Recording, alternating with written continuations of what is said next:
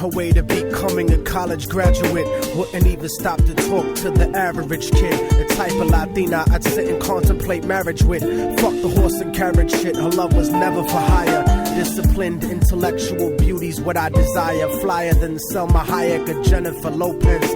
Everyone told me kicking it to her was hopeless. At first I just thought she didn't mess with broke kids. The thug niggas always talking about how they smoke kids, but the rich sniff coke kids got no play. I'm not even interested what her body language would say. Everyone around the way gave up trying to get in it, cause didn't matter how good your game was, she wasn't with it. All the block bitches was jealous but wouldn't admit it. Talk shit and deny to everyone that they did it, cause they regretted the long list of niggas that they let hit it. And no one ever gave them shit except McDonald's and Diddick. Smoking weed with thoughts of envy whenever they lit it. She spoke intelligently and they bit it, always trying to copy, but when they tried to use her vocab they sounded sloppy. She had a style all her own, respectful and pure. I was sick in the head for her and there wasn't a cure.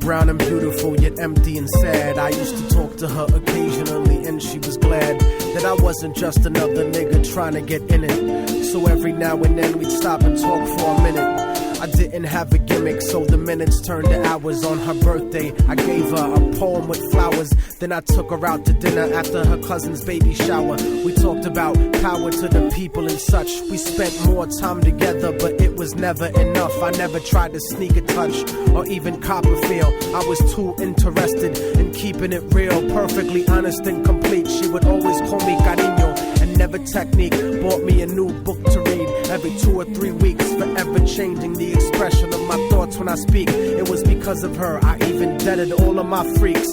She convinced me to stop hanging out on the streets, to stop robbing and stealing from people like you. Instead I took her out to the Apollo and the Bronx Zoo, Museo del Barrio and the Metropolitan too. Got to the point where I was either with her or my crew. So I decided one day to tell her my feelings was true. I couldn't live without her, so I told her face of my fears. But honey's only response was a face full of tears. She could only sob hysterically, holding me tight. I tried to speak, but she wouldn't stop until I left sight. I felt like a moth who got himself too close to the light. Except I didn't burn, I turned cold after that night.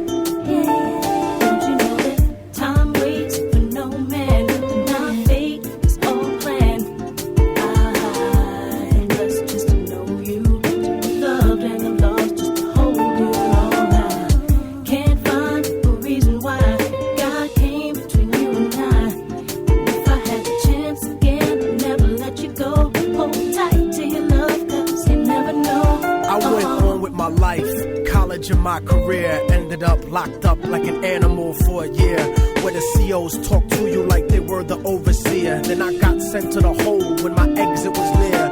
At night in my cell, I'd close my eyes and I'd see her, hold her close in my dreams. But when I woke, she disappeared, just an empty cell until the state gave me parole. In the summer, came back intact and on track. But the fact of the matter is I still felt cold, even after my mother hugged me crying at home. My real niggas would catch me thinking out of my zone, fucking lots of different women, but I still felt alone. Relatively well known around the New York underground, but I kept thinking of her and how we used to be down. The sound of her voice and the beautiful smell of her hair, though gone physically, somehow it was still there. I had to do something because the shit was too much to bear. So I went and visited the building where she used to live. The world looks a lot different after you do a bid. Your way of life done changed while primitive minds are still stuck in the same game. Like her cousin who was on the corner slinging cocaine, stepped in the lobby and tapped the button next to her last name. Her mom buzzed me up and hugged me up like a mother order, but her facial expression changed when I asked about her daughter.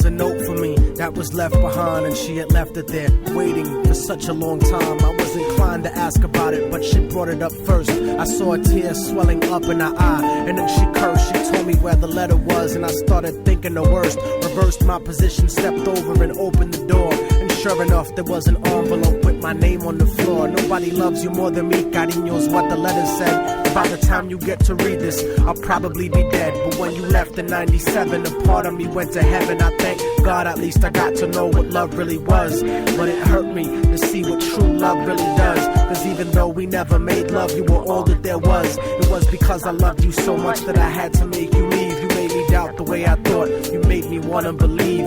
And then I slipped up and I let you get close to me. It was hard to not be openly when people spoke to me. This was not the way I thought my life was supposed to be. Baby, don't you see? I had a blood transfusion that left me with HIV. Hope didn't exist for me since late in 1993. I died a virgin. I wish I could have given myself to you. I cried in the hospital cause there was no one else but you. Promise that you'll meet me in paradise inevitably. No matter what, I'll keep your love forever with me. What happened for the rest of the day is still a blur, but I remember wishing that I was dead instead of her. She was buried on August 3rd. The story ends without a sequel, and now you know our technique. Don't fucking fall in love with people. Hold the person that you love closely if they're next to you. The one you love, not the person that simply has sex with you. Appreciate them to the fullest extent, and then beyond, cause you never really know what you got until it's gone.